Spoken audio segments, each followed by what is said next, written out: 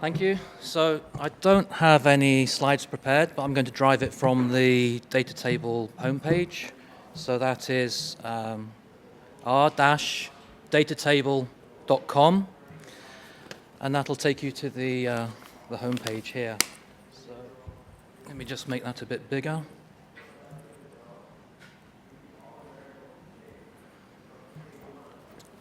How's that? You can see that at the back, I hope. So I'm just going to give you a tour of this, of the website, how to discover the package, how to see the history, and how to read it. So the first thing is that data.table was on US TV. So let's click this, and it takes us to the PBS NewsHour article. This review is written by David Smith at Microsoft, which is a really nice review that mentions lots of packages in R that are being used by the city of Chicago. And then it links to, and just one of them is data.table, and it links to the PBS NewsHour site. So this is just playing. Thankfully, it's working okay over Wi-Fi. So the city of Chicago, they're concerned about restaurant food safety. So their officials go and inspect restaurants. And the way they've done that in the past was on a rigid schedule, once a year visiting each restaurant. And now what they do is they follow Twitter, and they look to see at Twitter reports when people have left restaurants and are ill the next day. They detect that, and if 2 or 3 people have reported being ill and have mentioned a particular restaurant, the city of Chicago pick that up and send their inspectors quicker than otherwise. So they're using R to do that and several packages, and this was what the article was about. So I won't play all of it, but then they're going into the data science, and at about 6 minutes, what was it, 6 minutes 45,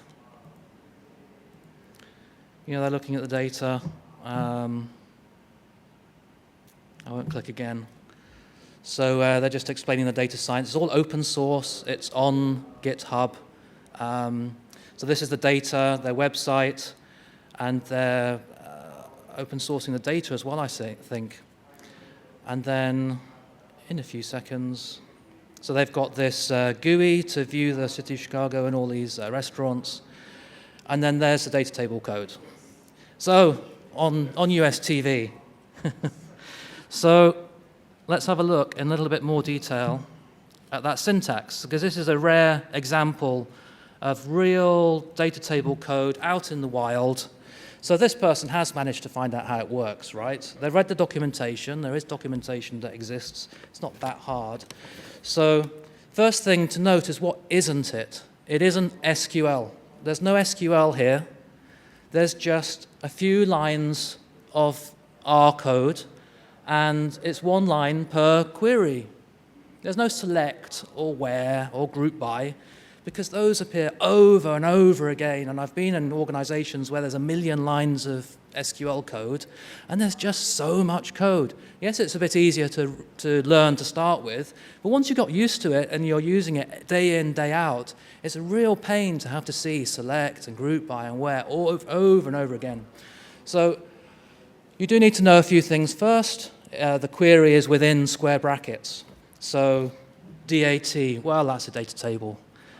II test, now that could be row numbers, and it's simple. If it's row numbers, it's looking up those row numbers in the DAT table. So II test is a variable which contains maybe 3 and 4 in a vector, and it's looking up rows 3 and 4.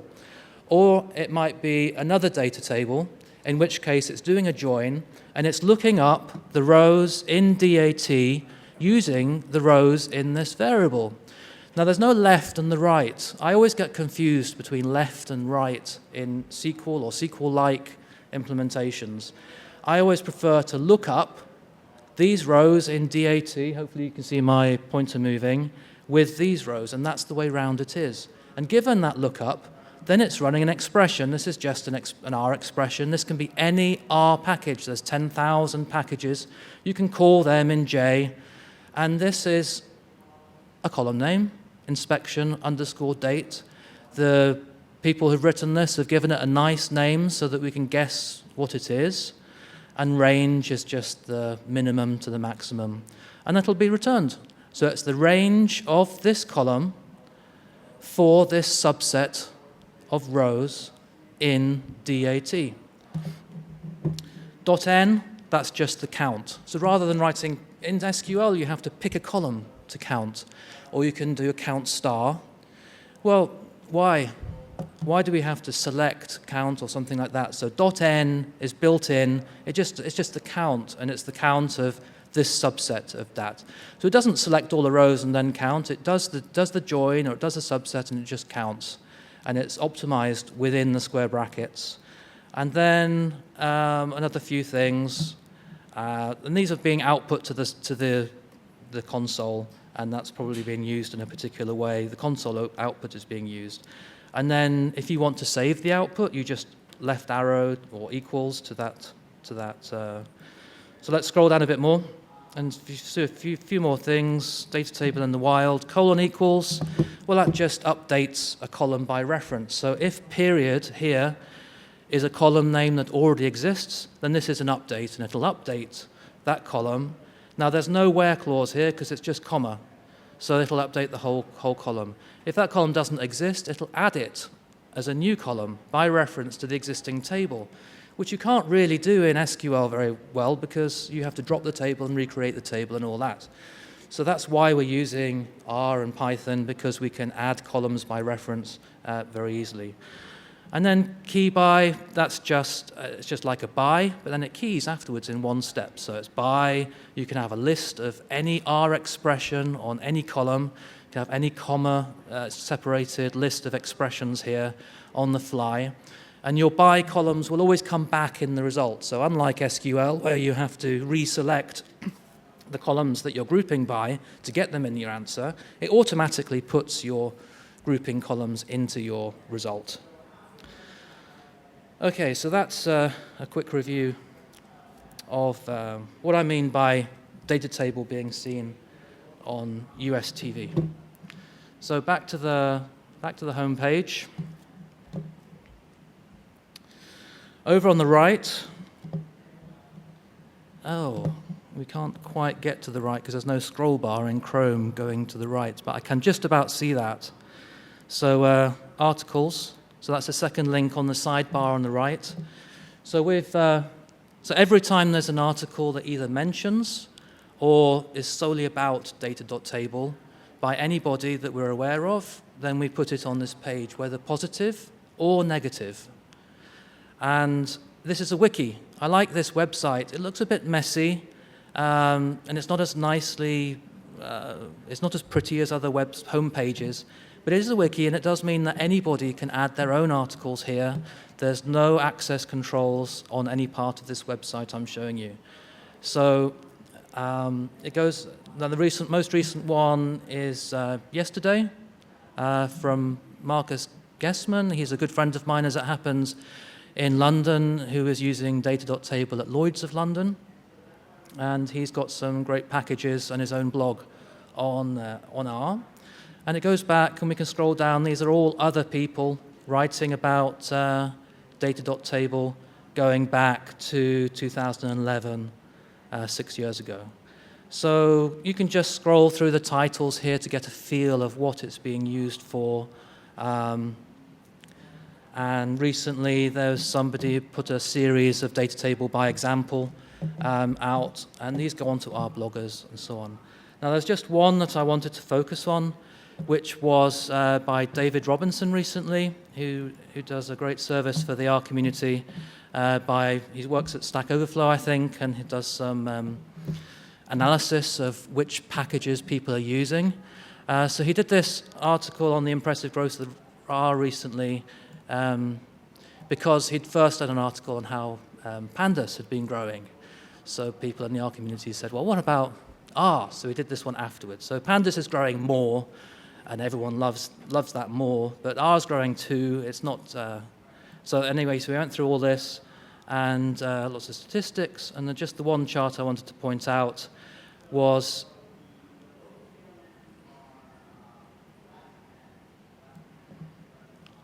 was this one. So this is the most mentioned R packages on Stack Overflow in the R tag.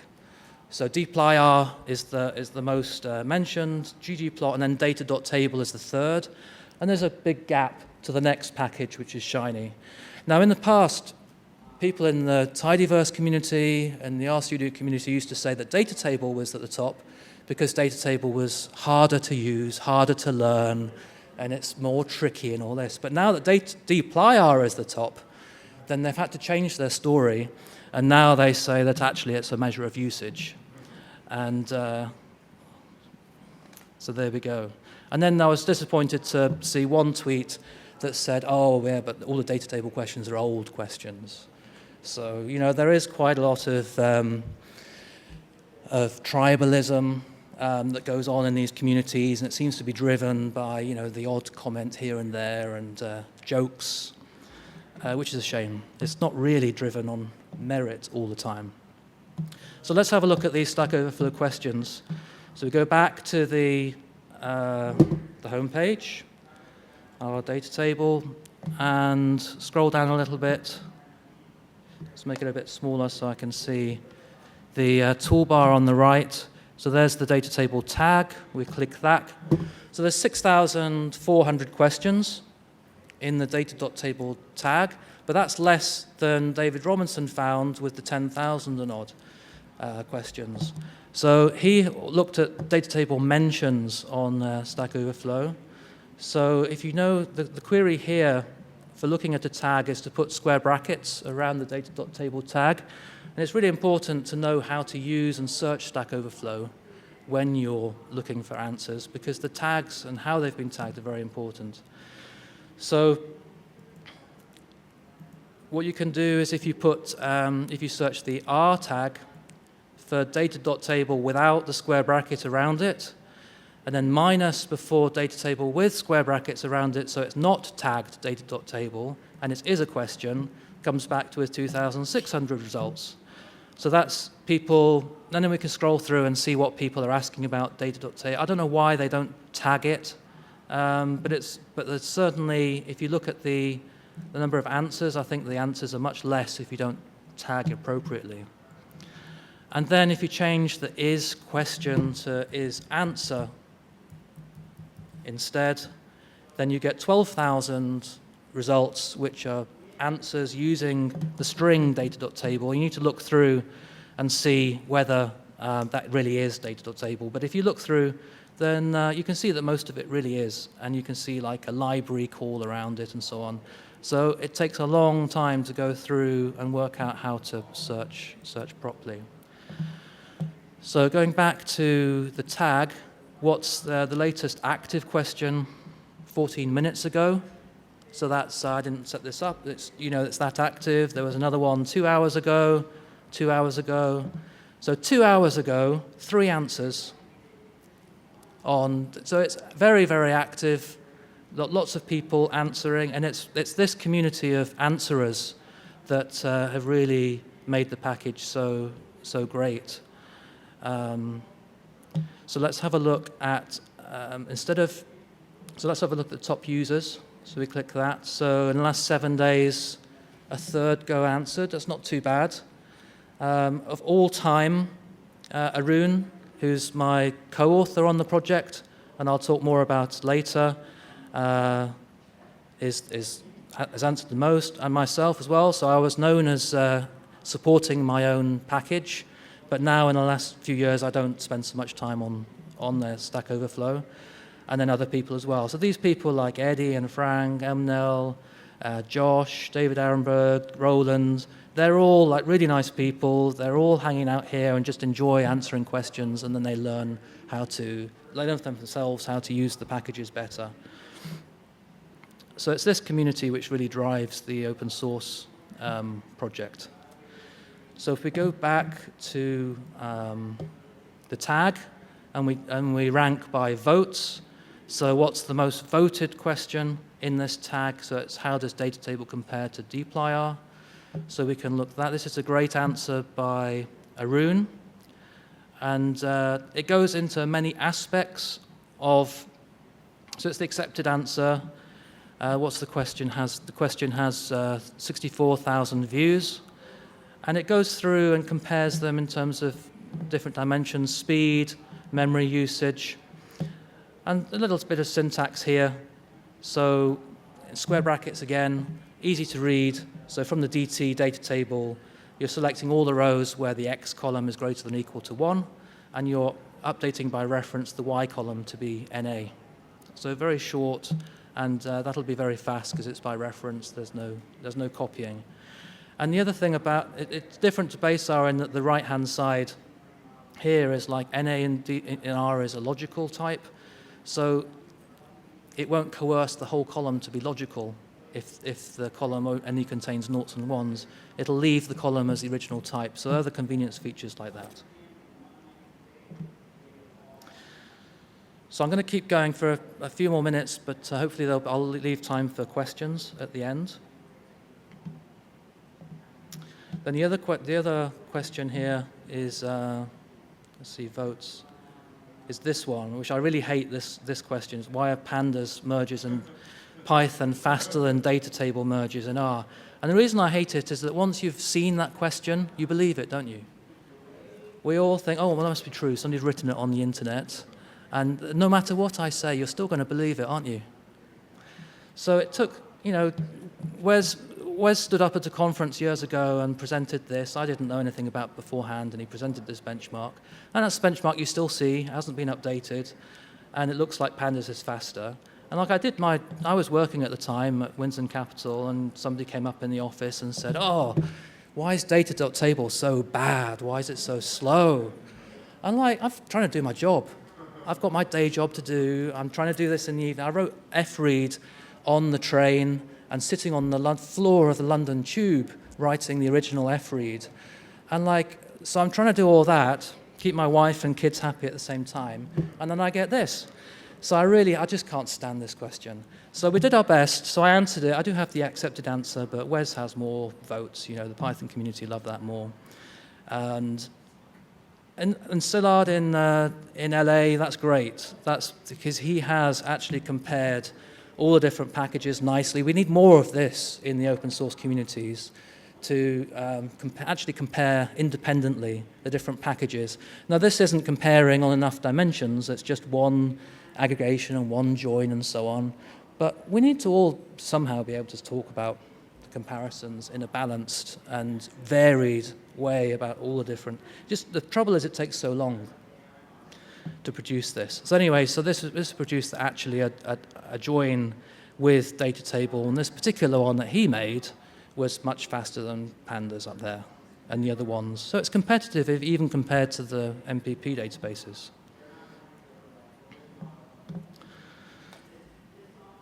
Okay, so going back to the home page, the next thing is the videos and slides page. So every time we present, and including this one, the video will go up, and we'll just add it to this page. So you can go back through history, and you see all the videos and slides, and there's a few way back in 2012 and 13 which haven't been filled in, but sort of since about 2014 have been quite good at updating this. So there's one I wanted to show here in 2015, July. This was just after I joined H2O. So H2O is, I'm going to show who's behind data.table and a link to H2O. But I went to the USAR conference in Denmark and made this presentation, which was datatable sorting, and proposed that that be promoted to base R. So this is H2O who's paid for me to travel, and it's time to do this and propose it, and it's proposing to promote it to base R itself. So I was surprised that, well, this was the presentation. You can see this for yourself. So I mentioned Tom Short, who worked with me on Datatable in the early days, and he first told me about radix sorting in R. So we couldn't beat that for when it worked with a small range, but for large range, we improved it from 60 seconds down to 1.5 seconds on that example, and proposed that be promoted to base R. So 22 minutes down to 2 minutes on a single run. Those are sort of benchmarks we like to see. We don't like to see like 500 repetitions of something that takes 50 milliseconds. A single run that takes more than a minute and 2 or 3 runs of that is what we're kind of interested in speeding up. So then that was 2015. If we search for, we go to the R news file and search for my surname, then there's a couple of ones that I didn't even remember I'd done, like this one about registered routines. I just looked at that yesterday and no idea what that is. But this one was in R3.3, so the radix sort algorithm in Datatable was promoted into base R. So if you're using R or any package in R that uses sort, you're now using the code that Arun and I wrote in data.table. And that was, it took some time to get that into base R, fix the bugs, and work with Michael Lawrence at Genentech, who was great and very helpful on that, and had lots of ideas to improve. And that's work that I'm spending thanks to H2O. So if we go back to the home page again in the presentations, and then keep searching up, 2016-07 was a proposal that was just single-threaded better sorting in base R, which is already a good improvement, but we can do better. So I presented at Stanford at the DSC after last year's UseR about parallel sorting. So this is in the CRAN package on Datatable. You can do this yourself. If you install it and run fsort, you can get this performance. So this is parallel sort. And since then, well, I went through all the sort of the nuances of sorting. It's not just sorting, but it's ordering, it's stability of sort, it's the high cardinality, missingness types, and all that complexity. So since then, there's this, we scaled it up to test it out, and this is, oops. So this is on CRAN, so you can do this yourself and try it out. Random doubles are UNIF, 100 billion, so it works on vectors which are greater than 2 billion items, because R now has big vectors. So we're using an EC2 X1 with 2 terabytes of RAM, and you can allocate a vector in R with 800 gig, which is 100 billion random doubles. And then we compare it to Intel's thread building blocks. And we're about 4 times faster on this measure. Now, I hesitate a bit because I've just complained earlier in the presentation where Wes put up his presentation about being faster than data.table. Now I'm doing exactly the same thing with Intel. So it's very hard because it's going to take me a long time to, so that's why I haven't done slides, so that you have to listen to this presentation. So it's important, what we've done is, this doesn't cope with skew. So if you include skew in the input, then the picture reverses, and Intel's much faster. So the Intel sort is more general purpose, and currently will work for more use cases out in the wild. But it was I wanted to show it anyway, to show that what we're working on and how we're thinking. And the X1 on EC2 really has changed the equation on RAM, 2 terabytes of RAM, and whether we go for lots of machines working together or one machine with lots of RAM. So, and the other reason I did want to show this chart is that it is released and it is on CRAN, and you can do it for yourself, so it's not in dev, and it's been there for over a year, and I never got to finish it off, which is a shame. So I just said, oh, hell with it, I'll show it. So, and it's for a single run, it's like a real amount of time. It's not milliseconds being sped up. It's 40 minutes down to 10 minutes. So you're saving half an hour on a single run. And of course, the reason we want to do sorting is because that's how the indexes and data.table work, and the ordering. We don't use hashing at all. Our uniques are faster because we're not hashing for high cardinality. And then Scrolling a bit further up in the history, coming a bit more recently,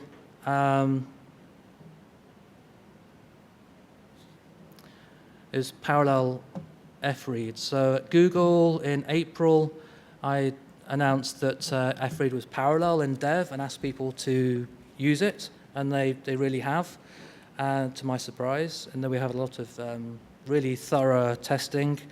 So it's still not released to CRAN, but we do have, so I'll show you the status. So go through that benchmark. Basically, it shows you how to get the package. It's very easy to download. It's multi-core on a machine with over 100 CPUs working away. So people on Twitter have been, just to pick out one example of in the real world. So what's this? 2 minutes, 42 seconds down to 24 seconds.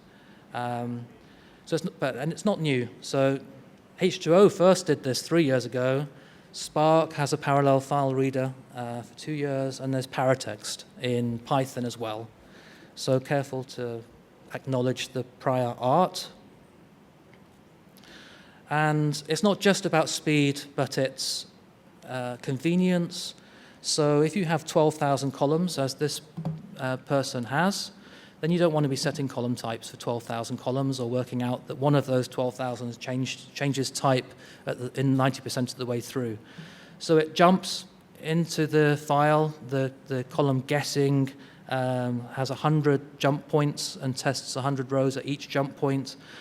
And to guess the number of rows in the file, it uses a mean and standard deviation of the sample to get a very good estimate of the output rows, so it doesn't have to reallocate or copy all the little bits into a new object. So it's memory efficient as well as being fast.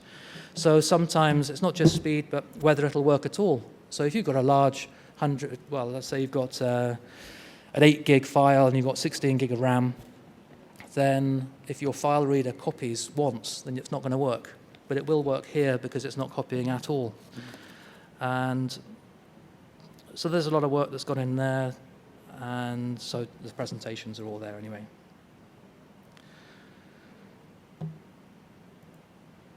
How are we doing for time?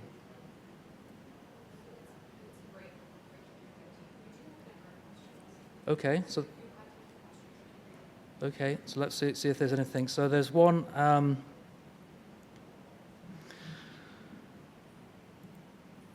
So in terms of the setup for the project, then there's code coverage. It's about 280,000 downloads a month. The DEPSI rank is that's a great website that goes through other papers that are referencing Datatable. So collates together the citations. And if we look at like a recent pull, what have I been doing recently? So pull requests, there's 5 at the moment, and it's this one I just wanted to focus on, which was this stack imbalance on Windows. And I've been basically tearing my hair out for 2 weeks on this one bug fix. So the project doesn't need that many people to run it because it's all automated with AppVeyor and with Travis. So this is a branch. It's running automatically on every push to Travis and AppVeyor. The whole test suite runs, and it's only failing because the code coverage doesn't work, and that's because the nature of this bug is in the progress meter for large files, and this fix isn't being tested. The progress meter isn't running in the tests because they're all quite small to be run in a reasonable time. So that's all quite nice, and. So I tried lots of things. It's all very detailed, changing like the standard on C compiling from GNU 99 to C99 revealed I was using an alloc A, so I've removed that. So the message was stack imbalance, so I thought it might be an alloc A. That's a stack, obviously, problem, but it wasn't anything to do with that. It wasn't anything to do with /R from the progress meter in standard error. It wasn't to do with any of those things until I finally worked out that in the progress meter it was printing at the same time as some threads were adding strings to the global character cache. And if the global character cache already has those strings, it was thread safe. So if you had to be a fresh run in a new session of RStudio for RStudio to crash, but it wasn't anything to do with RStudio in the end. But all the users, they could only reproduce it on RStudio. So a lot of the time is working out where exactly the problem is. And so let's have a look at who's behind it. So we go to Insights as the Pulse. It would be nice if the Pulse in GitHub showed more than the last month. Please, GitHub. And if we look at the chart, so it's quite an old package. 2008 is when it was re-released to CRAN. And it's mainly been me and Arun working on it up until maybe last year, the year before. So, for example, on the sort, which made it into R, which I think is probably the best achievement of the package so far. And then recently, I'll have to make it a bit smaller. So if we look from this range, yeah, that'll do. So in the last year, it's myself, who's an H2O employee, Pasha, who's a H2O employee, Jan Gorecki, who was a H2O employee and decided to take a sabbatical. He's really good, and we want him back, please, Jan. And so he's not working for anybody. He's just traveling the world at the moment, and we'd really like him back. So 3 out of the top 4 contributors in the last year have been funded by H2O. And Michael Chirico is a user of Datatable who used it to win, being a team to win this competition. And they won 140,000, which they shared between that team. I think they may have jointly shared it with another team. The winner is, so it's not a Kaggle competition, but it was run by the NIJ. And they haven't written the write-up because they were the winner and they haven't had time to write it up. So they're mentioned on the other winners page, and they're the Kernel Glitches team. So I think the project is written by you. I was a user. I was using R. I did the project to do my own work in banking. Arun was a user who was using it for his own work in genomics. We're all users, and we all contributed because we wanted to use it ourselves, unlike some other software projects which are produced by software developers for other users. So I think that's part of the success of the package, is that we know how we want to use it ourselves. And so what have me and Pasha been doing this year? So if we go to I'm probably way over time, am I? How are we doing? Okay. Questions. So I just want to show one thing. So we've separated fread and fwrite to make it agnostic and use it in Python. So I'll just finish with a demo of the Datatable, which I know some of you are looking forward to. So this is a port of some of the Datatable techniques to Python. So it's out of memory, 16 gigs of, this is a 16 gig laptop loading in 32 gigs of data. So it's instant. The shape is 15 million rows by 157 million rows by 36 columns. So we didn't have to fread it in or feather it in. It's just memory mapped, and we're looking at it instantly. We're scrolling around it. This is a live recording of actually using it from a cold Python session. And then to run a filter, it's going to be similar syntax to Datatable in that you put your query in the first part. There's no lazy evaluation in Python, so you need to pass a lambda, and that was a filter in compiling the Python to LLVM, and it just ran on the out-of-memory data. This is all largely done by Pasha and by Nishant, 2 H2O employees. And you can do combined queries, and that looks quite simple, doesn't it? The syntax is very simple. You do the comma, and then which columns do you want on that query, and it just comes straight back. And it's just using the operating system's memory map files to save lots and lots of coding because once the memory mapped column is in memory, then it'll just be faster the next time. Automatically, the operating system does that for you. So the idea is it'll just be single machine, but RAM's getting bigger, of course, and we've got X1 with 2 terabytes of RAM. And the syntax that people seem to be asking for is data.table-like syntax, but in a Python environment. So that was all I had. Any questions?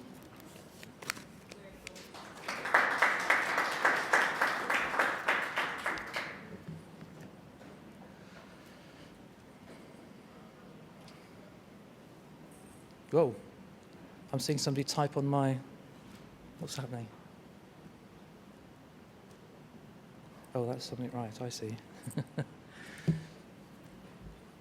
Is there a crossover of your data table work in H2O?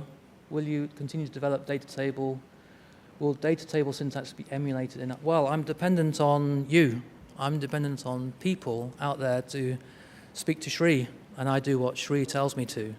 So I've tried to link.